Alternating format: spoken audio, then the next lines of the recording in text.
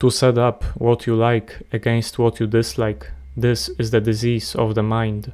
When the deep meaning of the way is not understood, peace of mind is disturbed and nothing is gained. Pursue not the outer entanglements, dwell not in the inner void. When the mind rests serene in the oneness of things, the dualism vanishes by itself. We all go through our everyday lives in pursuit of something, in pursuit of wealth, health, satisfaction, happiness. We think, once I have this job, then I will be happy.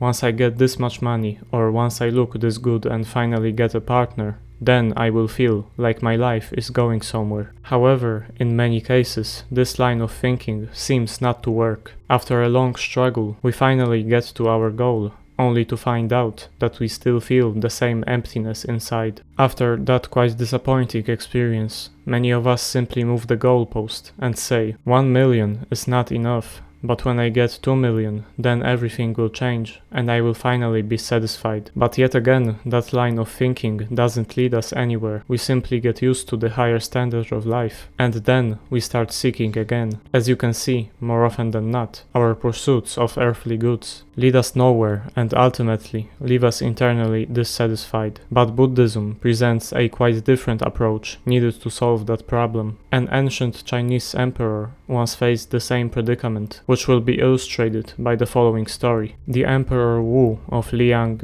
asked Dharma, the first Zen patriarch, "Ever since the beginning of my reign, I have built so many temples, copied so many sacred books, and supported so many monks and nuns. What do you think my merit might be?" "No merit whatsoever, sir." "Why?" demanded the emperor, astonished. "All these are inferior deeds. They still show the traces of worldliness. They are like shadows following objects. Though they appear actually existing, they are no more than mere non-entities. As to a true meritorious deed, it is full of pure wisdom, and is perfect and mysterious, and its real nature is beyond the grasp of human intelligence. Such as this is not to be sought after by any worldly achievement." The emperor focused on the things that he had accomplished in the outside world, but the Zen master, Dharma, said that those achievements are non-entities, or in other words, they are not entirely real. What in the world could Dharma possibly mean by that? Well, Dharma said that the achievements of the outside world are not real, because it is only because of us seeing them as achievements that they are called achievements in the first place. If our human brain didn't see making $1 million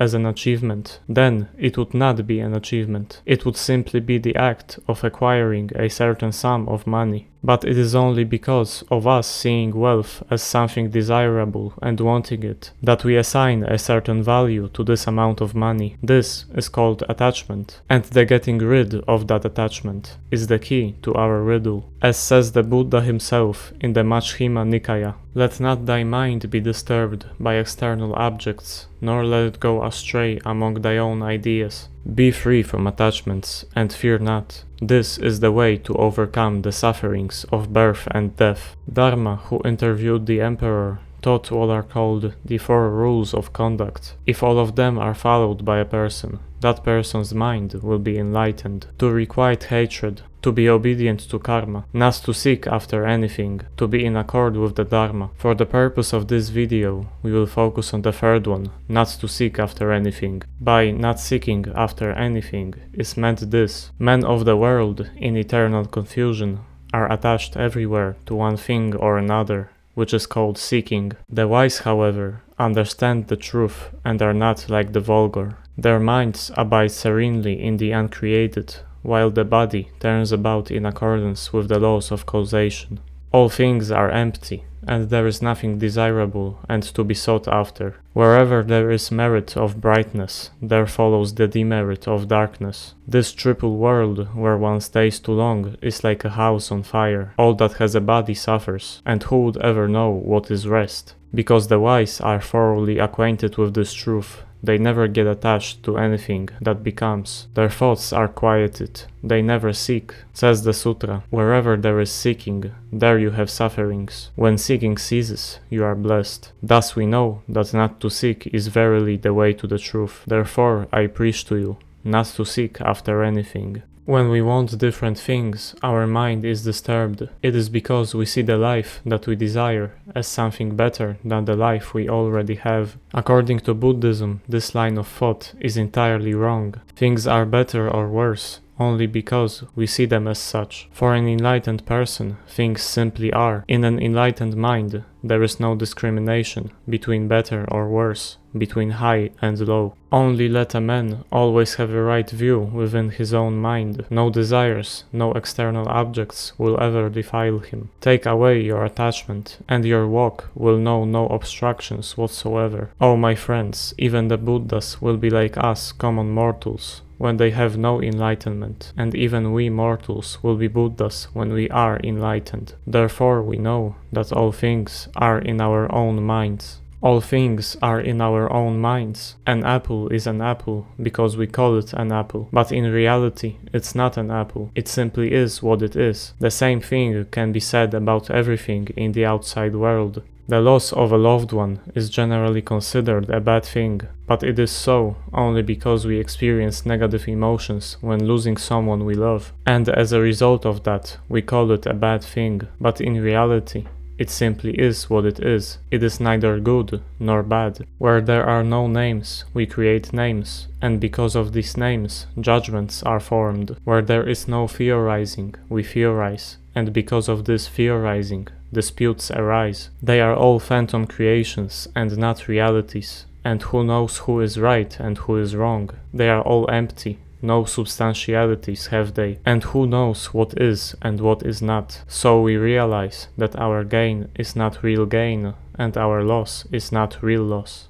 Now that we know that pursuing external things can never make us satisfied, the question arises, what's the alternative? Well, if the outside world can never make us happy, maybe the answer can be found in the inner world of the human psyche. The main objective of Zen Buddhism as a whole is to make its followers see into their own self-nature. In order to comprehend the meaning of that statement, let's explain the view of possibly the greatest master of Zen Buddhism in history, Huineng. By nature, he understood Buddha nature, or more particularly, from the intellectual point of view, prajna. He says that this prajna is possessed by every one of us, but owing to the confusion of thought, we fail to realize it in ourselves. Therefore, we must be instructed and properly guided by an adept in Zen Buddhism, when we shall open a spiritual eye and by ourselves see into the nature. This nature knows no multiplicity, it is absolute oneness, being the same in the ignorant as well as in the wise. It fills the universe and never rests from work. It is free, creative, and at the same time it knows itself. It knows all in one and one in all. This mysterious working of prajna issues from your own nature. Prajna is in each and every one of us, but because of our minds being attached to the outside world, we fail to see it. In reality, all things are one and one thing is all. To the logical mind, this is the most confusing statement possible. If you are confused,